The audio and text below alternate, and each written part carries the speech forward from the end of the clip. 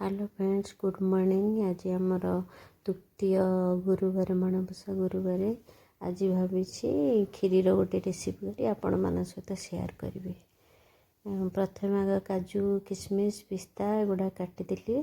तापर चाउल को भिजे रखि आम भिजेकी दरा दरा ग्राइंडिंग करदेवा। ग्राइंडिंग कलापर आग गुआ घी देकर चीनी पकईकी चीनी को पकई भाजीदबा। भाजला पर से रेड हो गले, रेड होगापर आम जो चाउल को पेशी थे दरा दरा करी चाउल पकई किसी समय तक भाजीदबा। भाजिला टिके रेड कलर आसिले, रेड कलर आसला पर आम क्षीर देदेबा।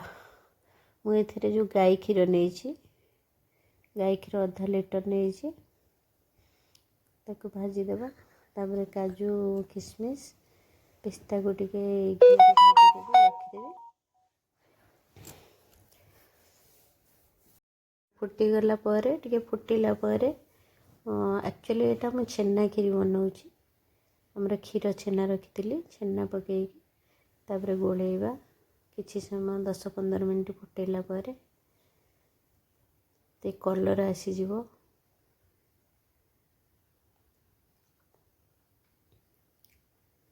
कलर आसीगला तापर अमूल को गोलिकी अमूल देजी।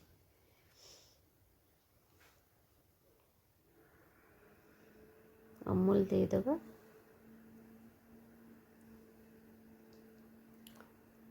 तापर काजू, पिस्ता, किशमिश एगुड़ा सब ऐड करवा। सुगर भी देदेबा। सब दे गलैदेवा। गोलैकी आहरी 10-20 मिनट आम पुणी फुटाइबा। फुटेला पर गुजराती गुंड पकईदेवा।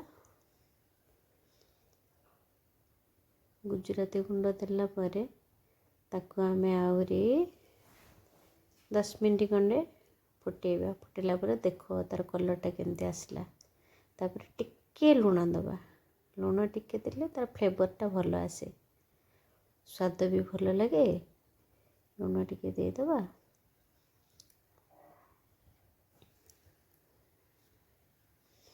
एबे ऑलरेडी खीरीटा मोर माने हे आसलानी, हे गलानी खीरीटा। एबे आपण मानको खीरीटा मु सर्व करी देखेबी।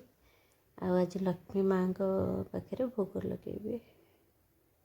मॉर्निंग रे तो भोग करी छेना फ्रूट करी। एबे लंच टाइम रे डालमा और भात आ खीरी लक्ष्मी पाखे नहीं पूजा करी। आपण मन को देखेबी केमती वीडियो केमती लगे आपण मैंने कमेंट रे जणाइबे, शेयर करेंगे, लाइक करेंगे, कमेंट करेंगे।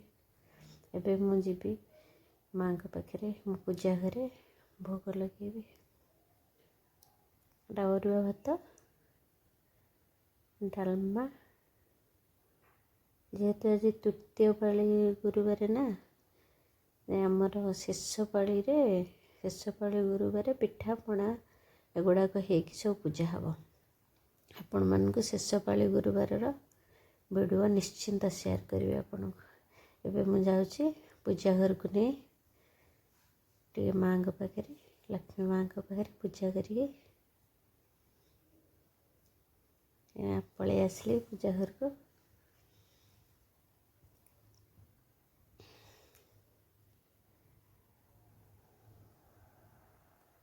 बेटे मैं लक्ष्मी माँ पाखे पानी छड़ी देली।